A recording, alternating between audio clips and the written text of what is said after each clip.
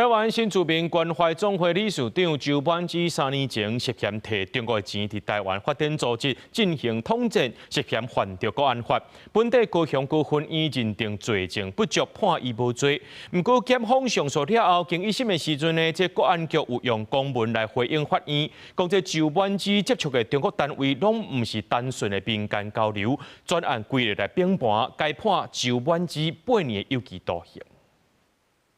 伫高雄的台湾新住民关怀总会理事长周满之，也就是这个穿红甲的查某人，这是3年前伊去用苏早带转去精神的画面。伊为中国过来台湾，摕到台湾的身份，去有检调查出伊伫台湾发展组织进行统战，原底上判无罪，不过经一审所评判，该判8年有期徒刑。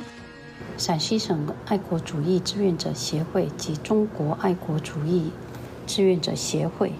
依照国家安全局的函复内容以及卷内资料，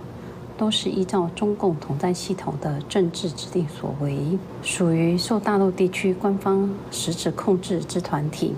周满之本地是陕西省爱国主义志愿者协会、甲中国爱国主义志愿者协会成员。检方上诉了后，国安局透过公文回应高雄高分院，周满之接触的中国单位，并不是单纯的民间交流的组织。法官认为伊的行为有甲几啊年。组织的战绩严密，还佫直接向中共统战的高赞，请因指导，还佫有金钱的援助，确实是对国家安全甲社会安定造成危害。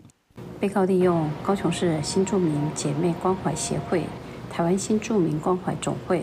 对我国陆配新住民或新住民2代进行渗透，